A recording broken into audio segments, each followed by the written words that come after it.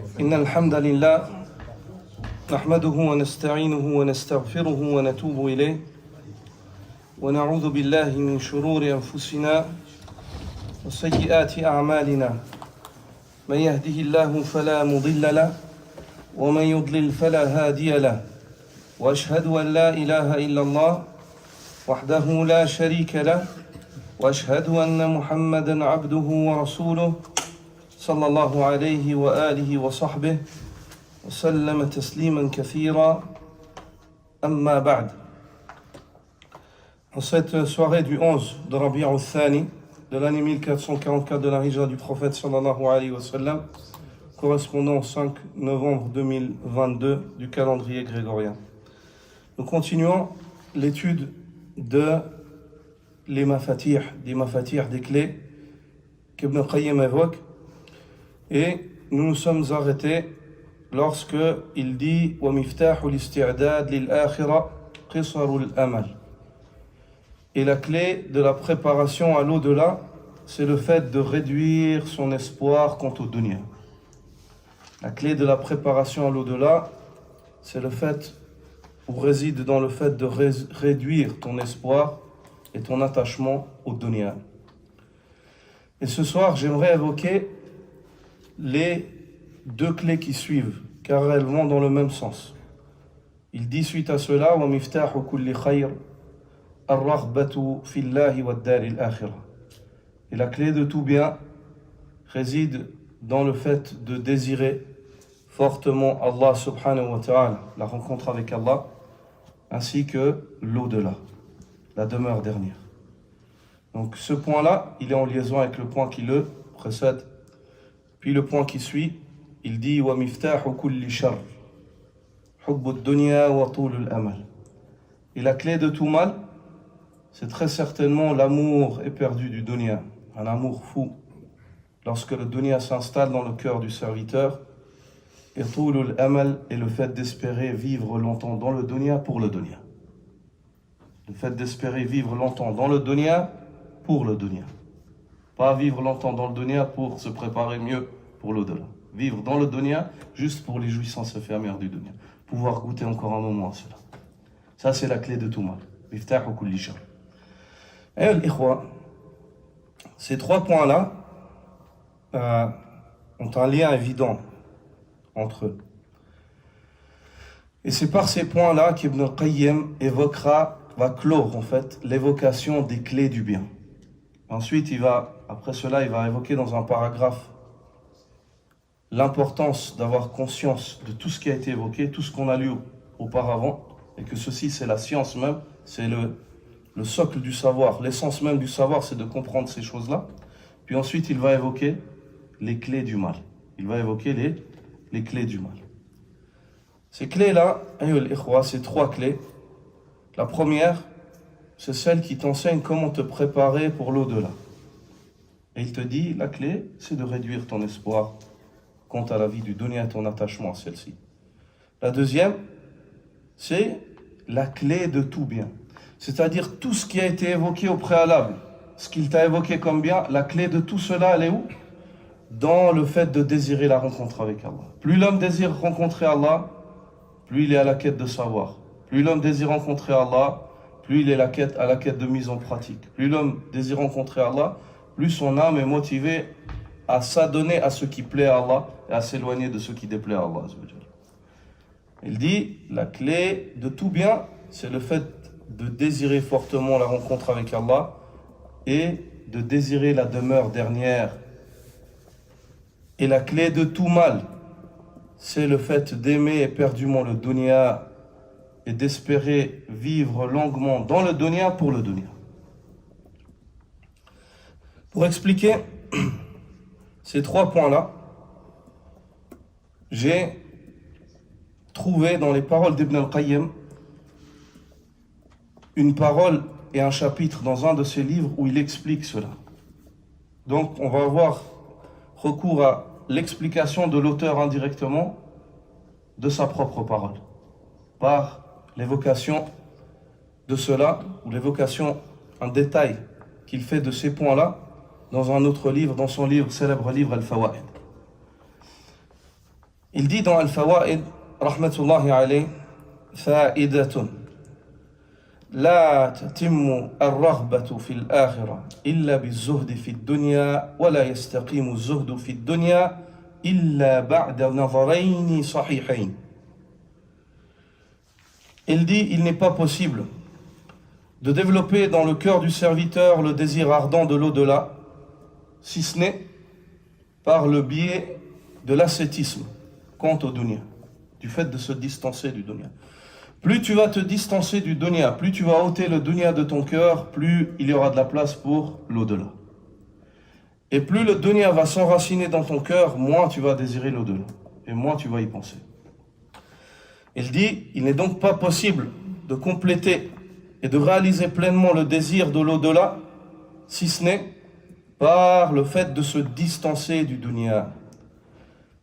Et ensuite, il te dit, comment est-ce qu'on se distance? Comment est-ce qu'on arrive à se distancer? Regarde Ibn al-Qayyim, la chronologie dans ses paroles. C'est comme si toi, tu allais lui poser la question, ya Cheikh, alors comment je fais pour me distancer du dunya? Il dit, وَلَا يَسْتَقِيمُ الزُّهْدُ فِي الدُّنْيَا إِلَّا بَعْدَ نَظَرَيْنِ اثْنَيْنِ. Et l'homme ne saurait se distancer réellement du dunya, si ce n'est après avoir pris en considération deux points. Si ce n'est après avoir pris en considération deux points. Après l'analyse de deux points. نظر في الدنيا وسرعة زوالها وفنائها واضمحلالها ونقصها وخستها. La première des analyses, c'est une analyse par laquelle l'homme prend en considération la situation du dunya. Le fait qu'elle cesse rapidement, qu'elle soit vouée à l'anéantissement, à la disparition, la diminution, qu'il prenne en considération sa bassesse. وألم المزاحمة عليها والحرص عليها, et qu'il prenne en considération aussi le supplice que vivent les hommes qui se font rivalité dans le dunya pour le dunya. Ils sont dans un supplice interminable. Ainsi que ceux qui sont pris de cupidité. Ils ont soif du dunya et ils n'ont jamais assez. Ils veulent de plus en plus de bien dans ce bas monde. وما في ذلك من الغصص والنغص والأنكاد. Et lorsque l'homme prend en considération cela, il prend en considération aussi les tourments qu'il y a dans tout cela, le tracas et l'angoisse. وآخر ذلك الزوال والانقطاع مع ما يعقب من الحسرة والأسف. Et lorsqu'il prend en considération cela, il se rappelle que la finalité de tout ce parcours, c'est quoi? C'est az-zawal, que tout va se terminer. Il court, il se fatigue, il se soucie. Pourquoi? Pour le dunya, il se tracasse. Ben, la fin, c'est la fin. Tu as tout laissé. Az-zawal wal-inqita' et la séparation. مع ما يعقب من الحسرة والأسف. Et qu'ils prennent en considération toutes les peines qui suivent cette situation, les peines profondes et le désolement de l'homme. L'homme, il court, tout d'un coup, il vient à la fin de sa vie. Il a couru pourquoi? Pour le dunya, il voit qu'il la quitte et qu'il la laisse. Il est dans une peine profonde, subhanallah. Qu'est-ce que j'ai fait? Et il voit que devant lui, il y a l'au-delà qui s'ouvre et il voit qu'il n'a rien préparé. Allahu Akbar. Nihayatul Mataf. C'est la fin du parcours. Une porte qui s'ouvre, c'est la porte de l'éternité. Il s'est donné à fond, il a donné tout son être à quoi? À une chose qui est vouée à la cessation à la fin. Une chose qui l'a trahi. فطالبها لا ينفك من هم قبل حصولها وهم حال الظفر بها وغم وحزن بعد فواتها فهذا أحد النظرين. Il dit, Celui qui était constamment à la recherche du dunya ne saurait se sauver du souci et de l'inquiétude avant qu'il n'y arrive. Il court après le dunya, il n'y arrive pas, il est inquiet. Pourquoi j'arrive pas à ça? Puis, souci et inquiétude lorsqu'il l'a eu. Une fois qu'il l'a, c'est un autre souci qui vient. Il a peur de perdre ça.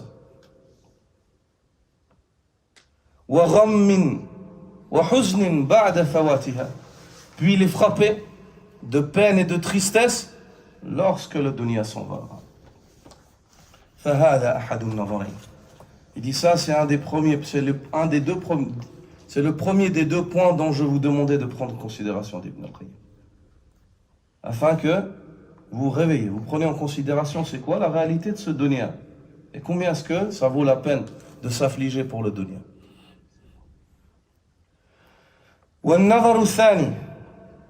Quant au deuxième point qu'il faut prendre en considération, dit-il, c'est le fait de jeter ton œil sur l'au-delà. Le fait de jeter ton regard sur l'au-delà. D'abord, il t'a demandé de regarder le dunya et de l'analyser et d'être réaliste dans ton analyse. D'être réaliste, de regarder. Maintenant, il te dit, projette ton œil sur quoi? Sur l'au-delà. Projette ton œil sur l'au-delà. Sur le fait que chaque jour, elle vient vers toi. Elle s'approche de toi.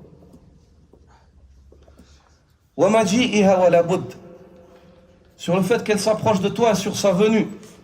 Et il n'y a pas d'autre solution, si ce n'est que l'au-delà va venir. La vie dernière, elle va venir. Il n'y a aucun doute sur ça.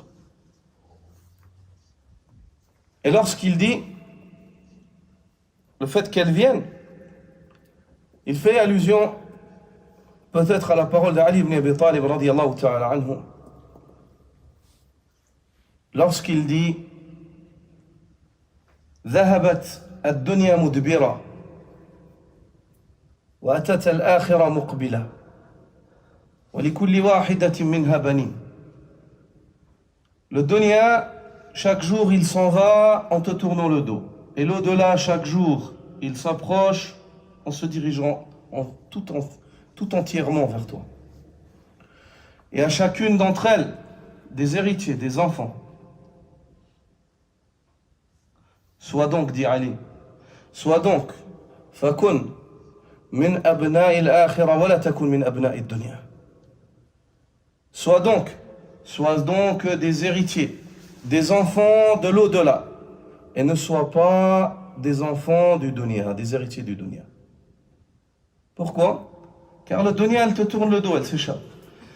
Ahl al-ilm, lorsqu'ils évoquent ce récit d'Ali ibn Abi Talib radiyallahu anhu, ils disent, c'est comme si il s'agit ici de deux mamans, et qu'on te demande, choisis ta maman, entre ces deux-là.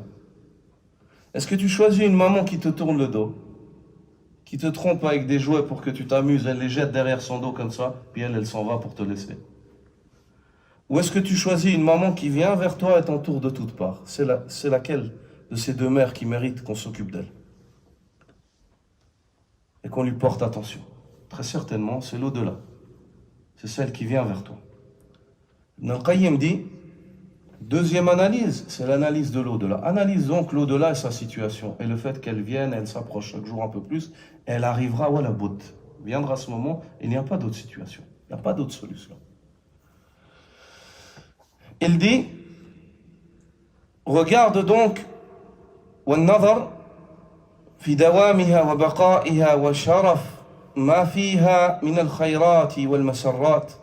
Et prends en considération le fait que lorsqu'elle vient, elle s'installe, elle est éternelle. Elle perdure. Prends aussi en considération sa noblesse et la noblesse de ce qu'elle contient comme bien et joie. C'est des joies éternelles, c'est des biens éternels. Tandis que ceux du dunya, même la joie que tu vis dans le dunya, il se peut qu'elle se retourne en peine profonde.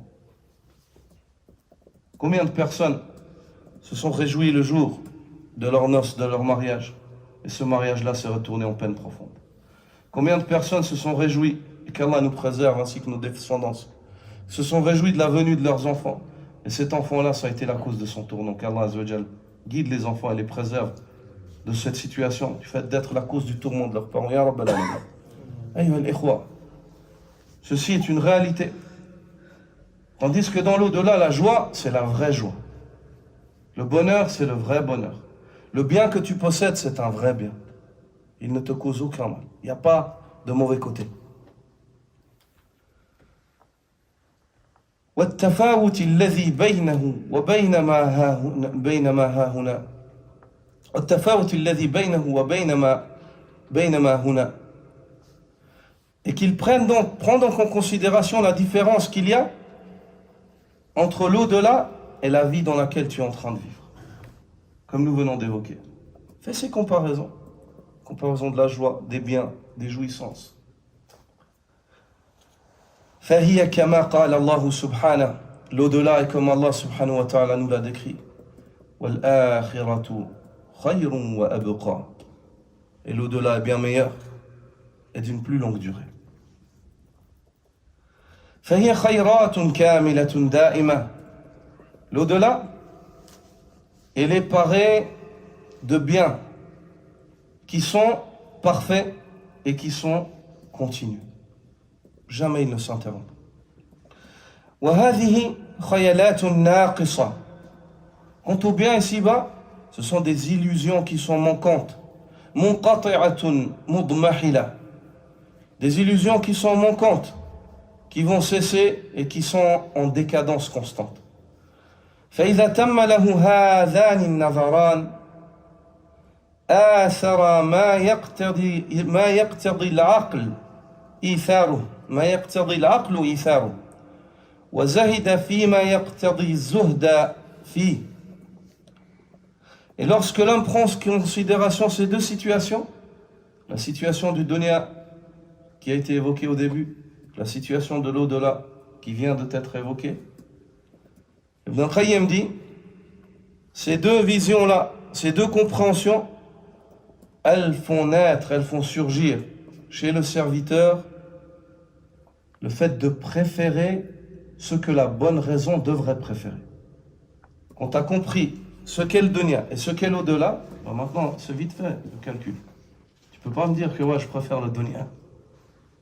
L'aql, la raison seule, elle peut pas accepter qu'une personne elle préfère une chose qui va cesser à une chose qui est éternelle. Une chose dont même le bien dedans il peut être la cause de ton tourment, à une chose dans laquelle le bien il est parfait et il n'y a pas de mal et il est continu et ininterrompu. À ce moment-là, il dit Ibn al-Qayyim, ceci pousse l'homme à un raisonnement qui est sain, qui est le fait de préférer ce qui doit être préféré, de mettre en avant ce qui doit être mis en avant. Et ceci le pousse à se montrer distant de ce de quoi on doit être distant, à savoir le dunya et l'attachement à celle-ci. فكل أحد مطبوع على ألا يترك النفع العاجل واللذة الحاضرة إلى النفع الآجل واللذة الغائبة المنتظرة. Il dit ceci car à la base les hommes ils ont été créés et ils ont été façonnés dans une nature et c'est tout à fait normal, dit-il, c'est naturel, le fait que l'homme, dans sa nature, il ne peut pas délaisser une chose dont il tire profit rapidement, tout de suite. Il jouit tout de suite de cela. Il ne peut pas la délaisser lorsqu'on lui promet une chose dans laquelle il va jouir plus tard. À la base, normalement. Toi, t'es bien dans ton appartement et dans ta maison. Tu te sens bien, t'as pas de problème, t'as une bonne vie dans le lieu où tu habites. Et moi je te dis, je te promets, tu vas aller te déplacer là-bas. Fais l'effort de quitter cela pour aller là-bas. À la base, t'as pas envie. Pourquoi tu vas quitter? Parce que tu jouis de choses concrètes, directes maintenant. La nature de l'homme, elle est telle qu'à la base, il ne peut pas se projeter dans ce qu'on lui promet, dans un avenir tardif, alors que dans le hâtif, il a quelque chose qui touche et dont il jouit, et dont il Il tire utilité. Même s'il y a des manquements, il tire certaines utilités. Il dit ça, c'est la base chez l'être humain. Illa, sauf. إذا تبين له فضل الآجل على العاجل. Sauf lorsqu'on lui prouve et il lui est devenu clair que le bien tardif, il est beaucoup mieux que le bien hâtif avec lequel il est en train de jouer maintenant. Sinon, à la base, c'est pas possible qu'il délaisse ça. Et ça, c'est l'iman, ayyuha al-ikhwa. Aïcha radiyallahu ta'ala anha, Ummul Mu'minin, qu'est-ce qu'elle dit? Elle dit, j'étais une jeune fille qui jouait dans les rues de Mecca lorsque les ayats du iman, de la foi, descendaient sur le prophète sallallahu alayhi wa sallam. Lorsque l'iman, kana yanzil ala nabi sallallahu alayhi wa sallam. Et il dit, ce n'est que lorsque je fus une femme au menstru dans la maison du prophète sallallahu alayhi wa sallam, à Médine, que descendait al-ahkam, al-halal et al-haram sur le prophète sallallahu alayhi wa sallam. Les jugements et les dispositions légales aux religions. Elle dit par Allah, si les ordres et les interdits, ou les ahkam, les jugements, les dispositions légales seraient descendus avant l'iman, avant la foi, personne n'aurait accompli l'obligatoire et personne n'aurait délaissé l'interdit. Il est primordial de nourrir le cœur de iman, de ma'arifa d'Allah Azza wa Jal. Quand l'homme est convaincu de son Seigneur, il est convaincu de l'au-delà, il est prêt à obéir. Il est prêt à suivre, à s'acquitter des ordres, à délaisser les interdits. C'est pour ça qu'Ibn al-Qayyim dit, dans la nature de l'homme, quand il a une chose concrète qu'il touche, et même si c'est une jouissance qui est limitée, il jouit de cela, il profite de cela. Et puis on lui promet quelque chose dans un avenir et il ne le voit pas encore. Il n'a pas forcément la motivation de se préparer à cela et de mettre de côté ce avec quoi il est en train de s'occuper maintenant. Sauf, illa, إذا تبين له فضل الآجل على العاجل. Sauf, dès le moment que on lui prouve et il est convaincu, il lui parvient à la conviction, l'éclaircissement qui le convainc quant au fait que la chose tardive à laquelle on l'appelle et qui lui est promise, elle est bien meilleure, de loin bien meilleure que celle avec laquelle il est en train de s'occuper à l'instant. Il dit وَقَوِّيَتْ رَغْبَتُهُ فِي الْأَعْلَى الْأَفْضَلِ. Et à ce moment-là, il arrivera à préférer ce qui est tardif, car son désir, sa raghba, pour cette chose qui est bien plus haute et bien meilleure, elle s'est renforcée. Elle s'est renforcée par quoi? Par la conviction. Par la conviction. فإذا آثر الفاني الناقص كان ذلك إما لعدم تبين الفضل له وإما لعدم رغبته في الأفضل. Ensuite il te dit, et si l'homme vient à préférer une chose qui est vouée à la cessation et qui est manquante, ceci, il y a deux raisons qui sont possibles. Il y a deux raisons qui peuvent pousser les êtres humains à préférer le dunya à l'au-delà. Quelles sont ces raisons? La première, c'est que les preuves ne lui sont pas parvenues. Il n'est pas convaincu quant au fait que cette vie est meilleure ou alors qu'elle existe. Et la deuxième, c'est le fait qu'on lui prouve cela, mais il n'a pas le désir dans son âme pour une chose qui est meilleure. Il n'arrive pas à trouver le désir assez fort pour s'adonner à une chose qui est meilleure. Donc il se contente de celle dans laquelle il est. Ça, c'est les deux raisons. وكل واحد من الأمرين يدل على ضعف الإيمان وضعف العقل والبصيرة. Et quoi qu'il en soit, que ce soit l'une ou l'autre de ces deux situations, elles sont une preuve quant à la faiblesse de foi de l'homme et à la faiblesse de claire vision. C'est un homme qui ne voit pas clair. فإن الراغب في الدنيا الحريص عليها المؤثر لها إما أن يصدق بأن ما هناك أشرف وأفضل وأبقى وإما ألا يصدق. Celui qui désire le dunya et qui est éperdument amoureux de celle-ci et court à sa recherche constamment et la préfère sur l'au-delà, sa situation est de deux sortes, comme il l'a évoqué précédemment. La première, c'est le fait qu'il confirme qu'il y a une chose qui est meilleure, une vie qui est meilleure. Il le confirme, il est conscient de cela. Une vie, dit-il, qui est plus noble, qui est meilleure et qui perdure, qui est ininterrompue. Ou bien alors, il ne confirme pas cela, il ne croit pas en cela. Ensuite, il te donne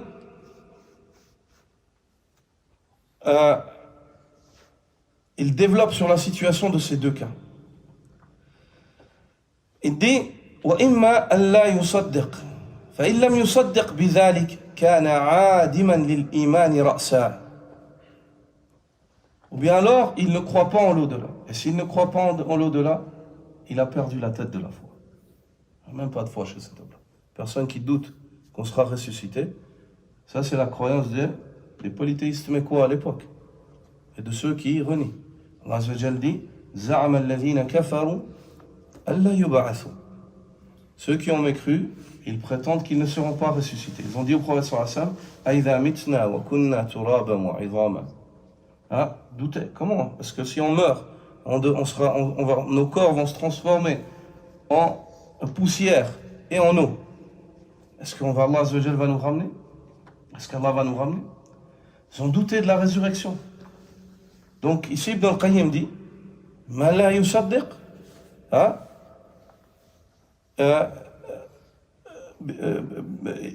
il dit si la personne ne croit pas cela, à ce moment-là, adiman lil iman. Sa situation c'est quoi? C'est qu'il a pas de foi. Adiman lil iman ra'sa. Il n'a pas de foi. C'est pas une personne qui est considérée croyante. وإن صدق بذلك ولم يؤثره كان فاسد العقل سيء الاختيار لنفسه. Il dit, et si par conséquent il confirme de vérité cela, il dit oui c'est vrai, je suis convaincu, il y a le paradis, et il y a cela, je suis convaincu. Mais qu'après cela, il s'en va préférer le dunya à nouveau, dans ses choix. Alors à ce moment-là, Ibn al-Qayyim dit, cette personne-là, il est corrompu dans sa raison, il est irraisonnable. Il dit, Sayyi al-ikhtiyar, c'est une personne qui fait un très mauvais choix pour sa personne. Il choisit une chose qui est mauvaise pour sa personne. Il fait un mauvais choix. وهذا تقسيم حاصر ضروري. Et cette classification, c'est une classification qui est restreinte et elle est irréfutable. C'est pas possible de contredire en fait. ضروري. لا ينفك العبد من أحد القسمين منه. Le serviteur qui préfère le dunya, il ne sort pas de l'une de ces deux situations d'Ibn al-Qayyim. Ou bien, à cause du fait qu'il n'a pas la foi, ou bien il a la foi, mais il est totalement irraisonnable. Et il fait des mauvais choix pour sa personne. Il ne veut pas le bien pour lui-même. C'est une personne qui est considérée comme étant fou, subhanallah. Mais d'une folie dont il n'est pas excusé. Car il se soumet à ses passions.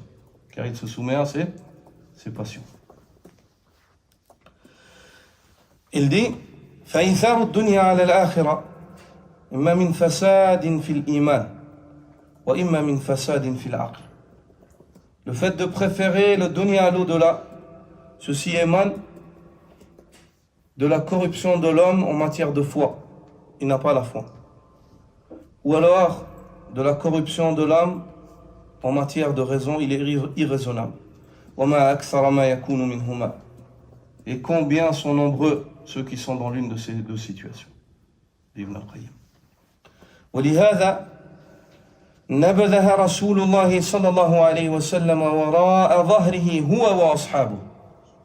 C'est pour cela que le prophète sallallahu alayhi wa sallam ainsi que ses compagnons, on les a vus et il nous a été il nous est parvenu qu'ils ont délaissé le dunya derrière leur dos.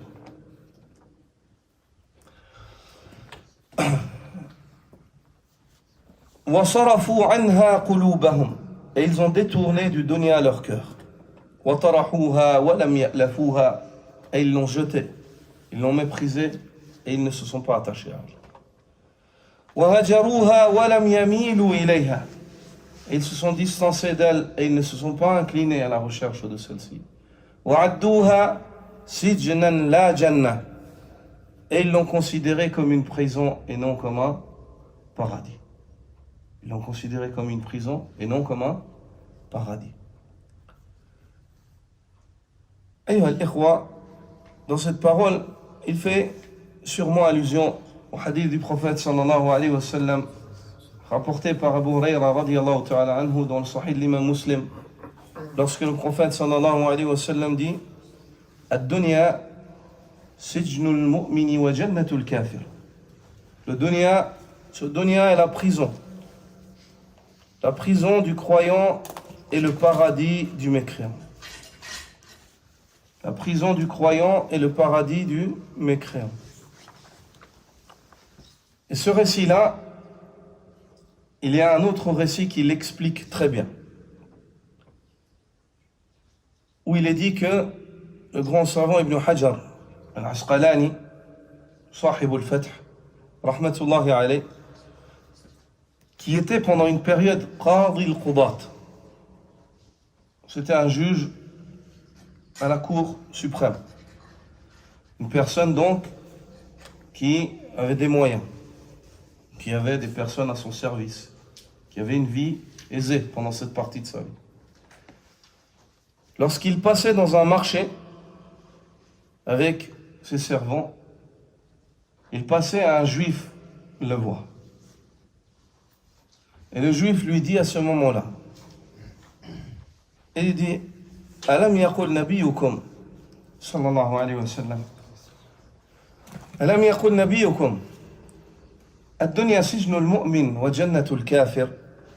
N'est-ce pas que votre prophète sallallahu alayhi wa sallam vous dit que ce bas monde est la prison du croyant et le paradis du mécréant? Il dit bien sûr, il en est ainsi. Il dit, comment expliques-tu alors ces deux situations différentes? Le fait que toi, qui dans ta religion est considéré comme croyant, tu vives dans cette situation, dans l'aisance. Et que moi, qui dans ta religion, je suis considéré comme non-croyant, je vis dans la pauvreté et je trouve à peine quoi. Je sers les gens pour trouver à peine de quoi nourrir mes enfants lorsque je rentre le soir.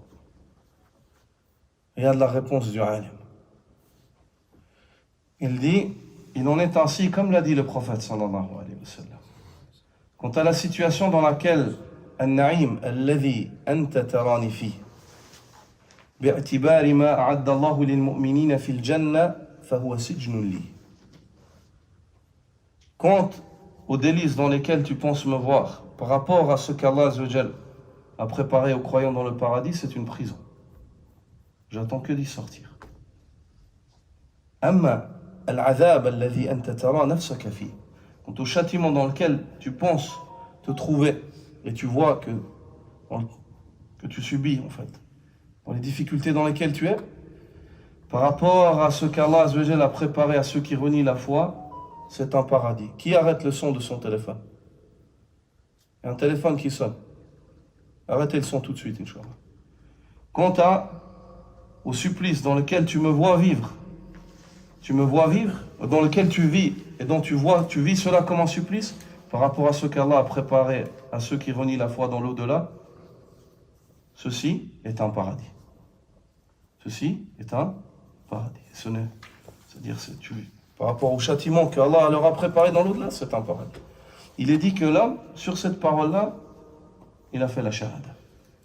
Ashhadu an la ilaha illallah wa ashhadu anna Muhammadan rasulullah. Sur cette parole-là, dakhala al-islam, subhanallah. Sur cette explication du hadith. L'imam al-Nawawi, dans l'explication du Sahih Muslim, lorsqu'il parle de ce hadith-là, rahmatullahi alayh, il détaille du hadith Ad-dunya sijnul mu'min wa jannatul kafir. Ce bas monde est la prison du croyant et le paradis de celui qui renie la foi, du kafir.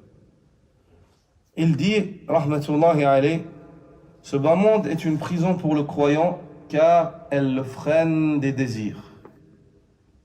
Et on lui impose à charge des actes. Quand vient la mort, il est soulagé de tout cela pour se diriger vers l'agrément d'Allah et son paradis. Quant au kafir, il jouit de tout ce dont il veut jouir sans être freiné ici-bas, car il ne se freine pas par sa foi. Et il pense jouir de cela, mais quand la mort lui vient, ce paradis qu'il voyait, c'est-à-dire ce bonheur qu'il vivait, se transforme en prison pour l'éternité. En prison pour l'éternité. Ala kulli hal, Imam Ibn al-Qayyim ici dit, et te décrit la situation.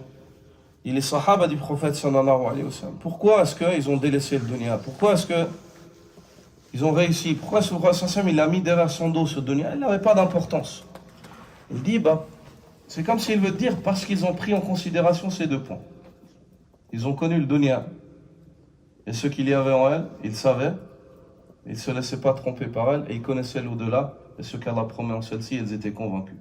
Donc dès ce moment-là, ils étaient prêts et ils ont réussi à accorder de l'importance à celle qui est importante. Et à employer celle qui est employée comme un outil. Pas plus. Comme un outil, pas plus.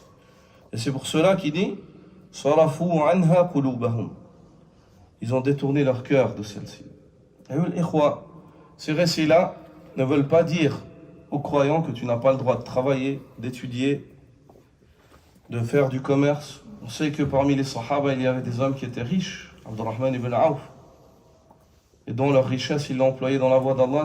C'est lui qui se chargeait de la nafaqa, de Ummahatul Mu'minin, des mères des croyants, après la mort du prophète sallallahu alayhi wa sallam. S'il n'avait pas de moyens, est-ce qu'il aurait pu? Abadan. Mais, comme le dit Ali ibn Abi Talib radiyallahu ta'ala anhu, il dit, dans le sens de sa parole, garde le dunya dans ta main et ne le garde pas dans ton cœur. Garde le dunya dans ta main et ne le garde pas dans ton cœur. Ibrahim ibn Adham disait, الزهد فراغ القلب من الدنيا لا فراغ اليد منها. L'ascétisme, le fait de délaisser le dunya, et ce qui a été sous-entendu par les salafs, on a lu Kitab az-Zuhd ibn Abi Dunya, vous vous rappelez? On est venu à ce résultat-là. C'est que le zuhd chez les salafs, ce n'est pas d'enlever la main du dunya, c'est d'enlever le cœur. Le dunya, c'est un passage, tu es obligé de l'employer. Et celui qui est intelligent, c'est son tremplin pour l'akhirah. Celui qui est intelligent, c'est son tremplin pour l'akhirah. Mais à ce moment-là, où le dunya et l'au-delà se contredisent, où tu dois faire le choix, ça c'est l'au-delà et ça c'est le dunya. Et si tu vas dans le dunya, tu nuis à ton au-delà. Et si tu vas pour aller dans l'au-delà, tu vas devoir laisser cette partie du dunya. C'est là qu'il faut montrer laquelle tu préfères. Et c'est là le sens de la parole d'Allah Azza wa Jal. فَأَمَّا مَنْ طَغَى وَآثَرَ الْحَيَاةَ الدُّنْيَا فَإِنَّ الْجَحِيمَ هِيَ الْمَأْوَى وَأَمَّا مَنْ خَافَ مَقَامَ رَبِّهِ وَنَهَى النَّفْسَ عَنِ الْهَوَى فَإِنَّ الْجَنَّةَ هِيَ الْمَأْوَى. Quant à celui qui transgresse et préfère la vie à cause, il transgresse par le fait qu'il est préféré. C'est quoi la cause de sa transgression? Il a préféré le dunya à l'au-delà. C'est-à-dire, pour faire cette chose du dunya, il a dû empiéter sur son au-delà. Marcher sur sa religion. Quant à celui qui transgresse et préfère la vie d'ici-bas, qu'il sache que la fournaise sera son gîte, son lieu de refuge. Quant à celui qui craint le fait de se tenir devant son Seigneur et il retient son être des passions, il trouvera le paradis comme dernier refuge. Le paradis comme dernier refuge. Il dit وَعَدُّوهَا سِجْنًا لَا جَنَّةً. Et le prophète sallallahu alayhi wa sallam et ses compagnons ont considéré le dunya comme une prison et non pas comme un paradis. فَزَهِدُوا فِيهَا حَقِيقَةَ الزُّهْدِ. Ils se sont montrés donc en se distançant du dunya comme il se doit. حقيقة الزهد avec une manière de se distancer qui est juste et correcte. Et le juste c'est خَيْرُ الْأُمُورِ أَوْسَاطُهَا. Les meilleures des affaires sont celles qui sont au juste milieu, c'est la sunna du prophète sallallahu alayhi wa sallam. Ni ils étaient de ceux qui ont négligé le fait de se distancer de dunya et se sont laissés tromper par elle. Et ni ils étaient de ceux qui ont exagéré dans le zuhd, avec un zuhd qu'Allah subhanahu wa ta'ala n'a pas prescrit. Une exagération dans le délaissement du dunya, au point où tu délaisses des choses qui font partie de tes intérêts. وَلَا تَنْسَ نَصِيبَكَ مِنَ الدُّنْيَا وَأَحْسِنْ كَمَا أَحْسَنَ اللَّهُ إِلَيْكَ. Et n'oublie pas ta part dans ce bas monde et montre-toi bon comme Allah s'est montré bon envers toi. رَبَّنَا آتِنَا فِي الدُّنْيا حَسَنَةً وَفِي الْآخِرَةِ حَسَنَةً وَقِنَا عَذَابَ النَّارِ. Wallah, accorde-nous la meilleure des parts ici-bas et la meilleure des parts dans l'au-delà et sauve-nous du châtiment de l'enfer. Il est primordial que l'homme soit au juste milieu. وَالَّذِينَ إِذَا أَنفَقُوا لَمْ يُسْرِفُوا وَلَمْ يَقْتُرُوا وَكَانَ بَيْنَ ذَلِكَ قَوَامًا. Ils sont ceux que lorsqu'ils dépensent, ils sont ni dépensiers outranciers et ni avares. Ils sont au juste milieu entre cela. Le juste milieu, c'est la sunna du prophète sallallahu alayhi wa sallam, c'est la législation islamique. C'est ce avec quoi Allah azza wa jalla a envoyé le prophète sallallahu alayhi wa sallam, c'est ce sur quoi Allah veut voir cette communauté, c'est ainsi qu'il la qualifie. Et c'est ainsi que nous fîmes de vous une communauté du juste milieu. Donc il est primordial que l'homme soit équilibré. Ainsi étaient les compagnons du prophète sallallahu alayhi wa sallam. وَلَوْ أَرَادُوهَا لَنَالُوا مِنْهَا كُلَّ مَحْبُوبٍ. Et si le prophète sallallahu alayhi wa sallam et ses compagnons avaient voulu le dunya, ils auraient eu tout ce qu'ils voulaient dans le dunya. Tout ce qu'ils voulaient. وَلَوْ وَصَلُوا مِنْهَا إِلَى كُلِّ مَرْغُوبٍ. Et ils auraient atteint dans le dunya toute chose que peut désirer une personne qui aime le dunya. فَقَدْ عُرِضَتْ عَلَيْهِ مَفَاتِيحُ كُنُوزِهَا فَرَدَّهَا. On a proposé au prophète sallallahu alayhi wa sallam les clés des trésors du dunya, il les a rendues, il les a refusées, il les a rendues. Ainsi Omar ibn al-Khattab, ainsi Abu Bakr al-Siddiq, ainsi Uthman, ainsi Ali radiyallahu anhum. وفاضت على أصحابه فآثروا بها ولم يبيعوا حظهم من الآخرة بها. Elle s'est présentée, elle a coulé devant les pieds des compagnons du prophète sallallahu alayhi wa sallam. Et ils ont préféré l'au-delà sur elle. Et ils n'ont surtout pas vendu leur part de l'au-delà pour un vil prix mondain. وعلموا أنها معبر وممر. Et ils étaient convaincus que le dunya est un passage, est une passerelle. La daru maqam wa mustaqar wa annaha daru uburin la daru surur. Ils étaient convaincus que elle n'est rien d'autre qu'une passerelle.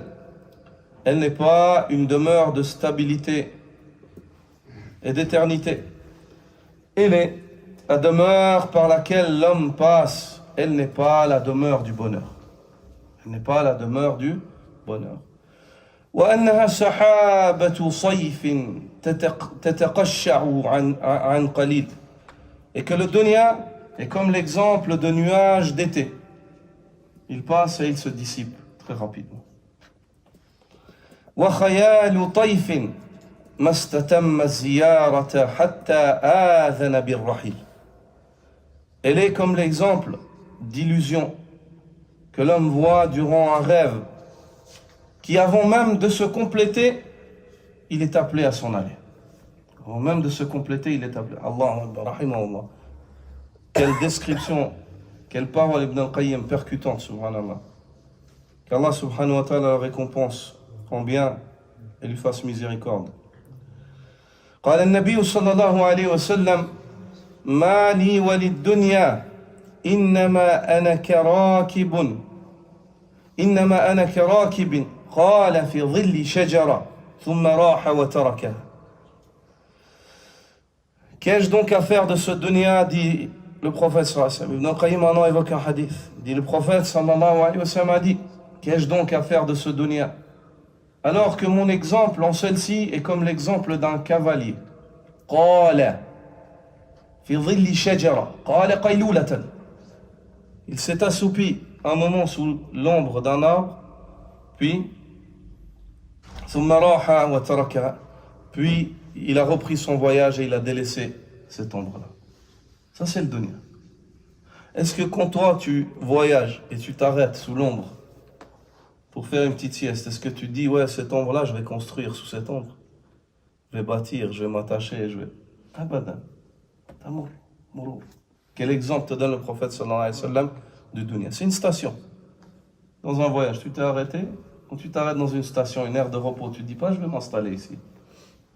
Tu as envie de partir, tu te prépares, tu fais juste attention, tu prépares, tu prends ce que tu as à prendre, et Allah mashi al-hal. Ta'khuz al-tariq, tu continues le voyage. وقال صلى الله عليه وسلم ما الدنيا في الآخرة إلا كما يدخل أحدكم إصبعه في اليم فلينظر بما ترجع.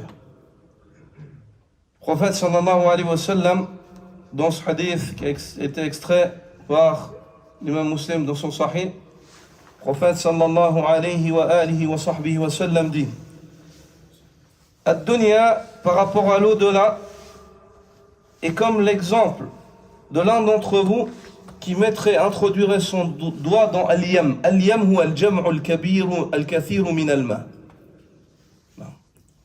Dans une quantité d'eau, une grande quantité d'eau, un fleuve par exemple, ou un océan. Hada yusamma yam. Dans une grande quantité d'eau. Il met le doigt et il le sort. فَلْيَنْظُرْ بِمَا تَرْجَعُ. Qu'il regarde al-usbi' bima tarja. Avec quoi est-ce qu'il revient?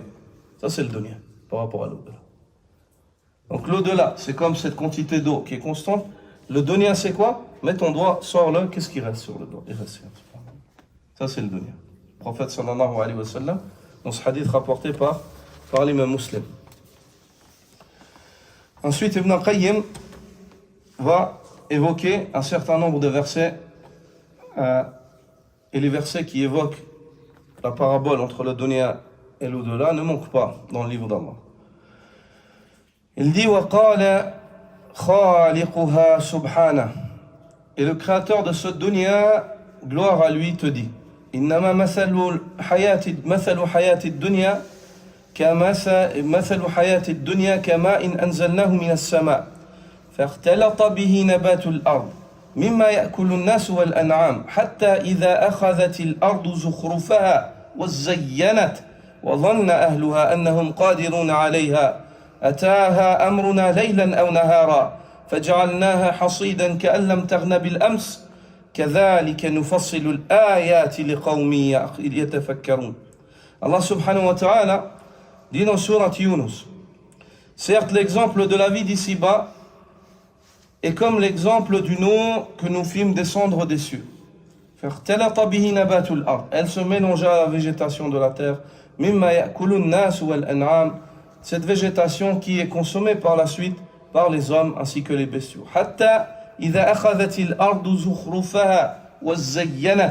Et ceci continua d'être ainsi jusqu'à ce que la terre se soit emplie en fait de verdure et de végétation. Et qu'elle se soit parée de cela, qu'elle soit embellie par cette végétation.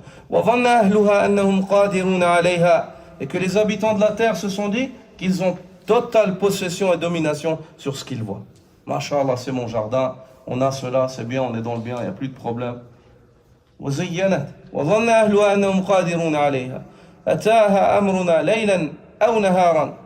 Notre ordre vint à ce moment-là à cette terre de jour ou de nuit. Nous la transformâmes, nous la rendîmes moissonnée, comme si elle n'était pas verdoyante hier. Je veux dire plus rien.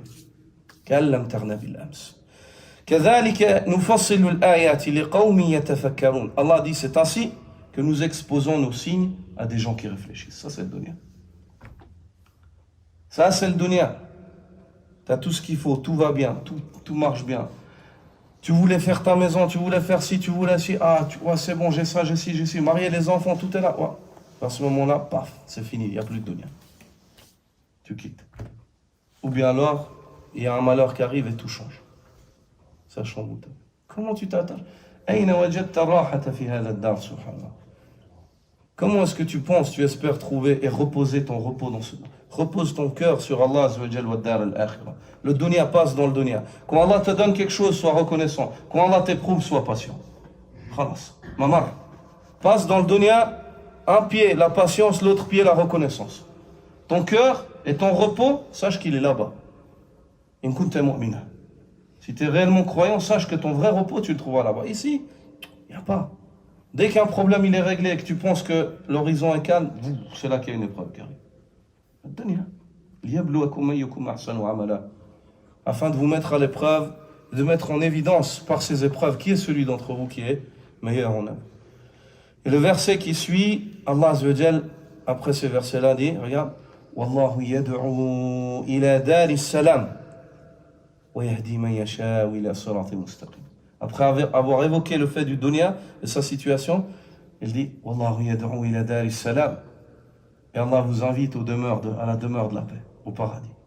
Wa yahdi man yasha', et Allah guide qui il veut. Ila siratin mustaqim. Et Allah guide qui il veut vers un droit chemin. Et le verset qui suit, c'est quoi? Lilladhina ahsanul husna wa ziyada. À ceux qui se sont montrés, qui ont tenté de donner le meilleur d'eux-mêmes, Allah leur promet al-husna, al-jannah, wa ziyada. Et un surplus dans le jannah, le fait de regarder Allah.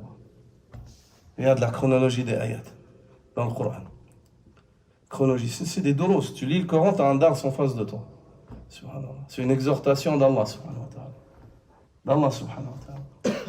Ibn Qayyim rahimahullah dit فأخبر عن خسة الدنيا وزهد فيها وأخبر عن دار السلام ودعا إليها. Allah subhanahu wa ta'ala t'informe sur le caractère vil et bas du dunya afin de te pousser à t'en détacher.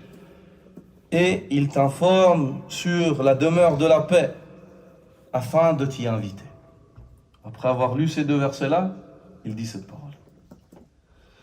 Puis il dit وقال تعالى واضرب لهم مثل الحياة الدنيا كماء إن أنزلناه من السماء فاختلط به نبات الأرض فأصبح هشيما تذروه الرياح وكان الله على كل شيء مقتدرا المال والبنون زينة الحياة الدنيا والباقيات الصالحات خير عند ربك ثوابا وخير أملا. Il évoque ces versets de Sourate Al-Kahf où Allah subhanahu wa ta'ala dit donne-leur en exemple ou comme parabole au Muhammad l'exemple de la vie d'ici-bas, un exemple d'une eau que nous faisons descendre des cieux. Elle se mélangea à la végétation de la terre. Et cette végétation-là, tu la vois par la suite se transformer en feuilles sèches, qui sont balancées par les vents.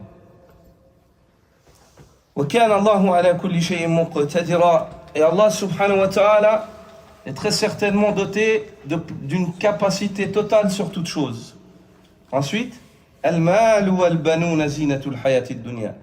rappelez-vous que les biens et la progéniture sont la parure d'ici-bas, de la vie d'ici-bas. Et les bonnes œuvres, les bonnes œuvres sont d'une bien meilleure récompense auprès de ton Seigneur et une meilleure source d'espoir. Tes biens, ta progéniture, remercie Allah pour cela, mais ne laisse pas ton commerce ou ta progéniture t'éloigner de l'évocation d'Allah. Tu as été créé pour évoquer Allah, c'est lui qui te l'a donné. Fais attention, prends garde au fait que ce qu'Allah te donne, ce soit la cause par laquelle tu oublies Allah. Subhanallah. Alors qu'Allah, normalement, il te donne pour que tu te rappelles de lui. Y a-t-il quelque chose de plus vil que le fait qu'on te donne une chose et que non seulement tu te rappelles pas, tu remercies pas, mais tu oublies et tu te détournes et tu désobéis?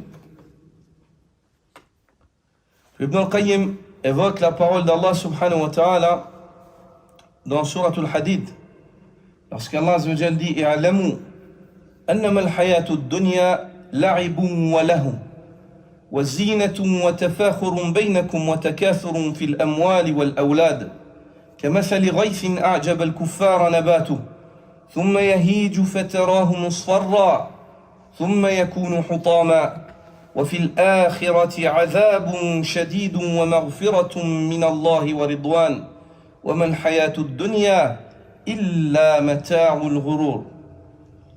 Sachez, dit Allah subhanahu wa ta'ala, dans le sens du verset, sachez que la vie d'ici-bas n'est autre que divertissement, jeu et divertissement, parure et source d'enorgueillement et de rivalité entre vous.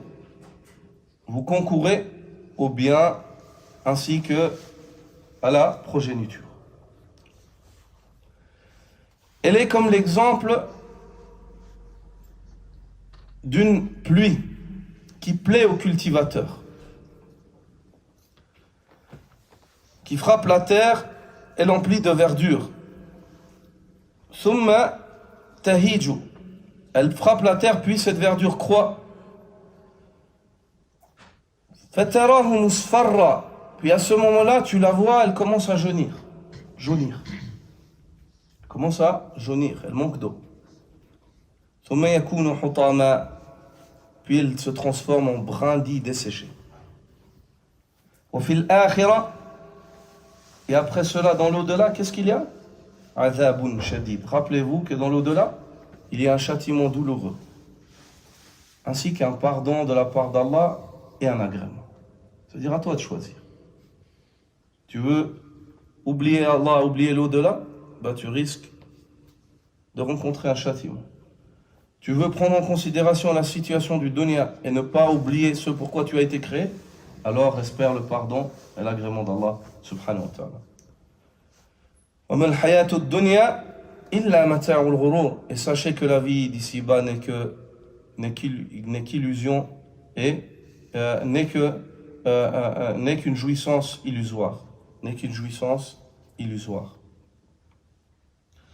Puis Allah subhanahu wa ta'ala évoque dans Surat Al-Imran, Ibn al-Qayyim évoque ce verset par la suite, il dit: وَقَالَ تَعَالَى زُيِّنَ لِلنَّاسِ حب الشهوات من النساء والبنين والقناطير المقنطرة من الذهب والفضة والخيل المسومة والأنعام والحرث ذلك متاع الحياة الدنيا والله عنده حسن المآب قل أنبئكم بخير من ذلكم للذين اتقوا عند ربهم جنات تجري من تحتها الأنهار خالدين فيها وأزواج مطهرة ورضوان من الله والله بصير بالعباد. Allah Azza wa Jal dit: nous avons certes embelli aux yeux des gens, le désir et l'amour, le désir des choses qui sont convoitées, l'amour envers les choses qui sont convoitées. Nous avons embelli aux yeux des gens l'amour pour les choses qui sont convoitées dans leur nature, comme les femmes, la progéniture, les trésors chargés d'or et d'argent, les chevaux de race, ainsi que les bestiaux et la culture de la terre. ذلك متاع الحياة الدنيا. Allah Azza wa Jal dit: ceci n'est autre que une jouissance, la jouissance de la vie mondaine. Wallahu indahu husnul ma'ab. Et c'est vers Allah Azza wa Jal qu'il y a le meilleur point de retour. Qul a'unabbi'ukum bi khayrin min dhalikum. Dis-leur au Muhammad: voulez-vous que je vous informe pour ce qui est bien meilleur pour vous que tout cela?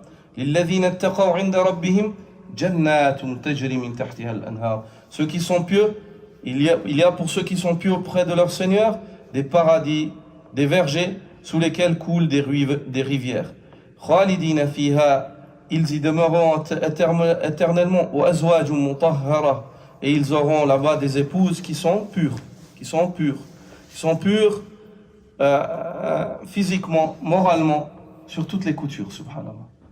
Les savants du tafsir disent c'est des femmes pures sur toutes les coutures, soit du côté du physique ou du moral, Wa azwajum mutahhara wa ridwanun min Allah, ainsi qu'un agrément de la part d'Allah. Allah sera content d'eux. Il les informera ce jour-là qu'il était content d'eux. Wallahu basirun bil ibad, et Allah est clairvoyant, il suit parfaitement les actes de ses serviteurs. Puis il évoque la parole d'Allah subhanahu wa ta'ala dans Surat Al-Ra'd, lorsqu'Allah azza wa jalla dit wa farihu bil hayati ad-dunya wa ma al-hayatu ad-dunya fil akhirah illa mata'. Ils se réjouissent de la vie d'ici-bas, alors que la vie d'ici-bas en comparaison avec l'au-delà n'est qu'une jouissance éphémère. Puis il dit rahimahullah wa qad tawa'ada subhanahu a'zama al-wa'id لمن رضي بالحياة الدنيا واطمأن بها وغفل عن آياته ولم يرجو لقاءه فقال الله عز وجل إن الذين لا يرجون لقاءنا ورضوا بالحياة الدنيا واطمأنوا بها والذين هم عن آياتنا غافلون أولئك مأواهم النار بما كانوا يكسبون. Il dit, puis Allah subhanahu wa ta'ala a averti par une menace évidente ceux qui agréent la vie d'ici-bas et qui trouvent leur repos en cette vie que par cette vie, qui cherchent le repos du dunya dans le dunya par le dunya, et qui par conséquent, pour trouver ce repos-là dans le dunya, ils sont inattentifs face aux signes d'Allah subhanahu wa ta'ala et ils n'espèrent pas la rencontre avec Allah. Ces gens-là, avec tous ces critères-là, Allah les avertit et il les menace dans le Coran. Elle dit, certes ceux qui n'espèrent pas notre rencontre et qui agréent totalement la vie d'ici-bas et qui trouvent leur repos en celle-ci, ils sont ceux qui sont inattentifs face à nos versets. Ulaika ma'wahumun nar, qu'ils sachent que ceux-là, leur refuge sera l'enfer.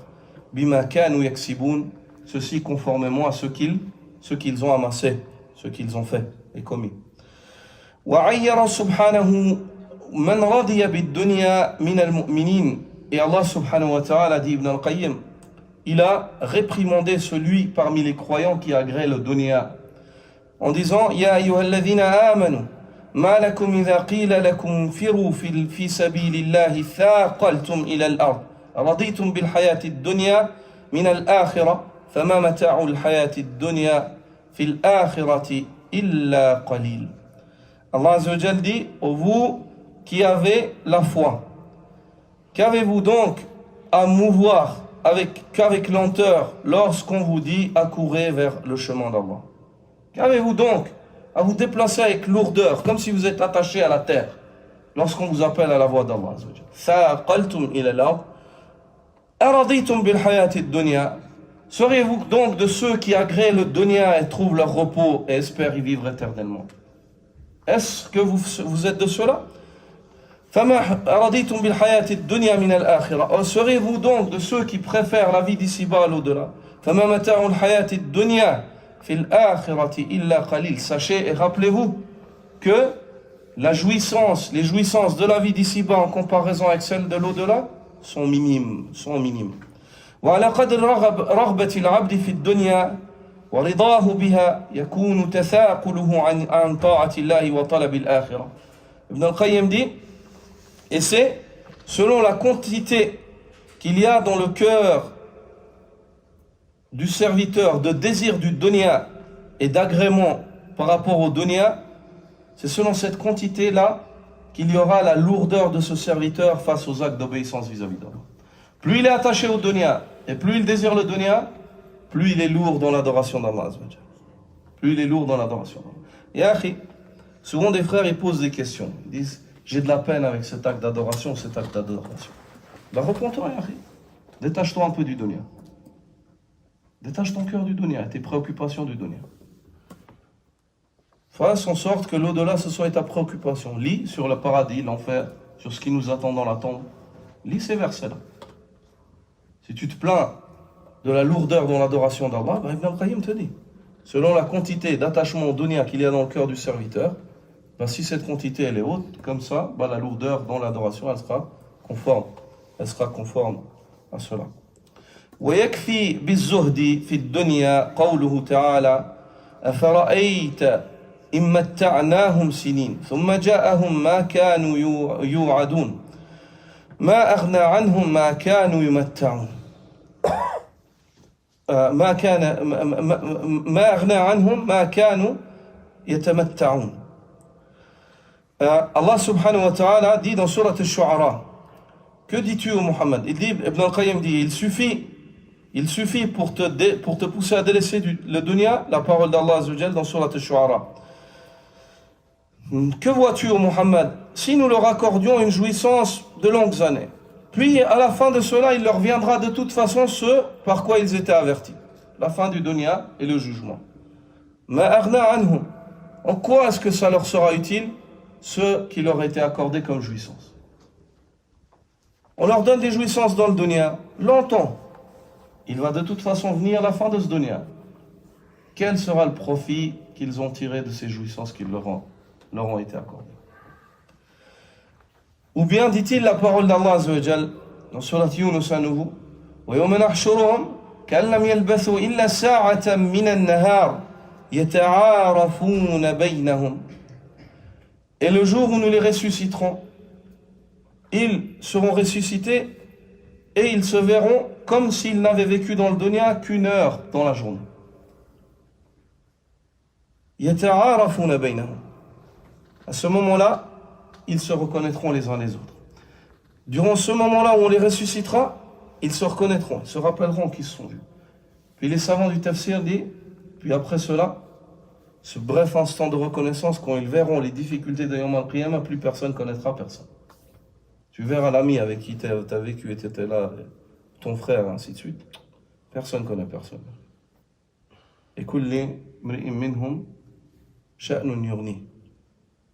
Chaque personne parmi ces personnes-là, elle a une préoccupation qui le distance en fait de se préoccuper d'autrui ou de voir autrui. Il ne voit plus personne.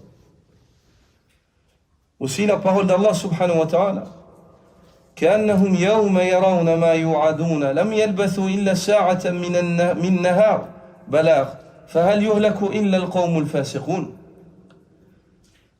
Comme si le jour où ils verront ce qui leur a été promis, à ce moment-là, lorsqu'ils seront ressuscités, ils se diront comme ils verront leur vie d'ici-bas comme s'ils avaient vécu qu'une heure durant la journée. Bala, les voilà prévenus. فَهَلْ يُهْلَكُ إِلَّا الْقَوْمُ الْفَاسِقُونَ. N'est-ce pas que les seuls qui couriront à leur perte en ce jour-là, ce seront les peuples pervers, ceux qui, après avoir eu conscience de cela, ont désobéi à Allah.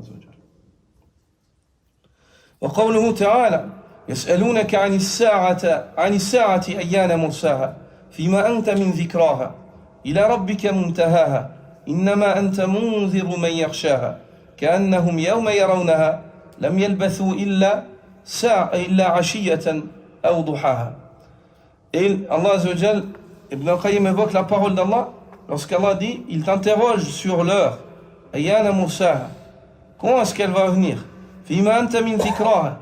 Comment est-ce que tu pourrais leur répondre quand tu n'as pas ce savoir-là, ya Muhammad?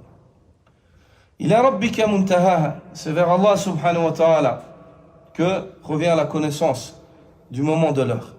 Innama anta munziru man yakhshaha. Quant à toi, Muhammad, tu n'es qu'un avertisseur qui avertit celui qui craint ce moment-là. كأنهم يوم يرونها. Comme si le moment où ils verront l'heure, لم يلبثوا إلا عشية أو ضحاها. Ils se diront, nous n'avons vécu que une partie عشية أو ضحاها, une partie de la nuit, de l'après-midi ou de la nuit ou de la matinée, une partie de la journée. On a vécu. Toute la vie du dunya qu'on a passé, c'est quoi? Une heure, une partie de la journée. يوم بعض يوم, une journée, une partie de la journée. وقوله تعالى ويوم تقوم الساعة يقسم المجرمون ما لبثوا غير الساعة Allah Azza wa Jal dit dans Surat Ar-Rum, et lorsque vient l'heure, les criminels jureront qu'ils n'ont pas vécu dans le dunya si ce n'est une heure.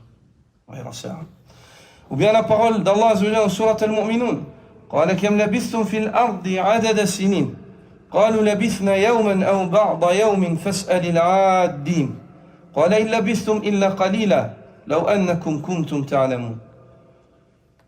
Il leur sera dit, combien est-ce que vous êtes restés, combien d'années vous êtes restés sur terre? Ils diront, nous sommes restés une journée, une partie de la journée. Pose la question à ceux qui comptaient, al-malaika. قال إن لبثتم قال إن لبثتم إلا قليلا. Il leur sera dit, mais non, vous êtes restés un temps très court. لو أنكم كنتم تعلمون. Si seulement à cette époque-là vous saviez que votre passage il est court. Si seulement vous saviez que ce passage il était court, alors que vous y étiez.